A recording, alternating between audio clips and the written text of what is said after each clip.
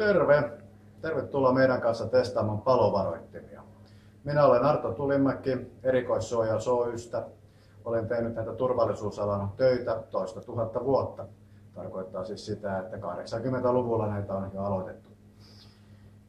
Testataan siis palovaroittimia. Meillä on optiset palovaroittimet nyt kyseessä.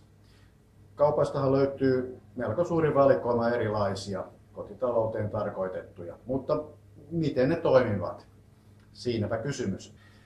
Tätä testiähän ei voida tehdä normaalissa huonetilassa sen takia, että tuo ilmatilavuus on niin valtavan suuri, että testikaasut pakenevat ennen kuin ne aiheuttavat kunnolla hälytystä. Ja nyt kun meillä on tällainen 2 kuution tilavuus, niin on paljon helpompi säännöstellä sinne sitten testisavua sisään sillä tavalla, että palovaroittimet toimivat. Meillä on tämän kopin etuseinässä pleksi. Se on sen takia, että me voidaan kuvata sitten tämä testitapahtuma, koska me ei voida sattuneesta syystä käyttää paloilmaisinten omaa testiääntä. Me emme pysty erottamaan niitä toisistaan. Me käytämme ainoastaan palovaroittimissa olevaa punaista merkkivaloa, että kun se lähtee vilkkumaan nopeasti, niin silloin tiedämme, että se hälyttää. Me olemme poistaneet sen äänen sieltä kokonaan, koska 6 ilmaisinta kun yhtä aikaa soi, niin kyllä siinä kuulo lähtee, ainakin heikkenee. Kopissa on järjestetty ilmankierto sillä tavalla, että tuossa oikeassa alareunassa on 2 pienoispuhallinta, jotka painavat ilmaa sisään. Varsinaisen testimenettelyn aikanahan tämä etulevy on myös paikallaan ja savunkehitin on sitten siinä edessä, joka sitten puhaltaa sitä testisavua tuonne sisään. Sitten kun ilma nousee ylöspäin, niin meillä on toiset puhaltimet vasemmassa reunassa täällä noin metrin korkeudella, jotka sitten jatkavat tätä ilman sekoittamista toiseen suuntaan. Tarkoituksena on se, että tässä kopissa oleva ilmapatsas saisi mahdollisimman tasaisen savun ja sillä tavalla, että kun ilmapatsas lopulta sitten nousee tuonne ylös noihin ilmaisimiin, niin ne voisivat sitten lähteä mahdollisimman samanaikaisesti toimintaan.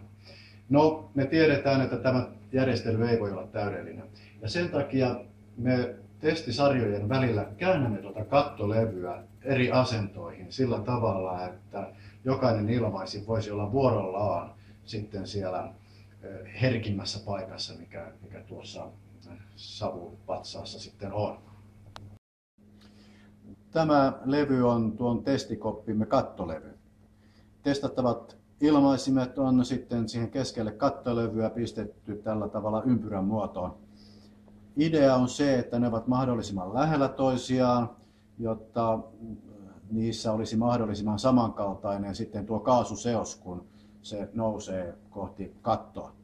Tämä keskellä oleva ilmaisin on hiukan erilainen kuin nämä ympärillä olevat.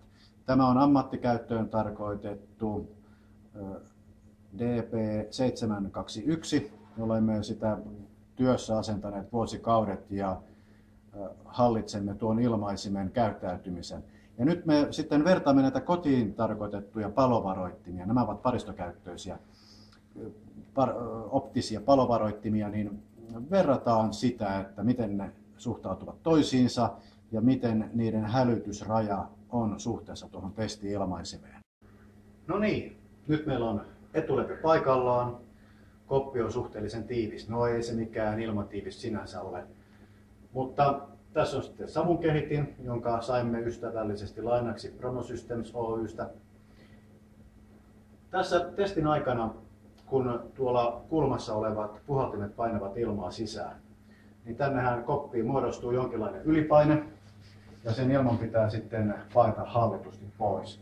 Sen takia me järjestettiin sitten tuonne ylös vasemmalle reiän pakoaukon, mistä sitten kaasut pääsivät poistumaan hallitusti. Mutta ei muuta kuin testaamaan.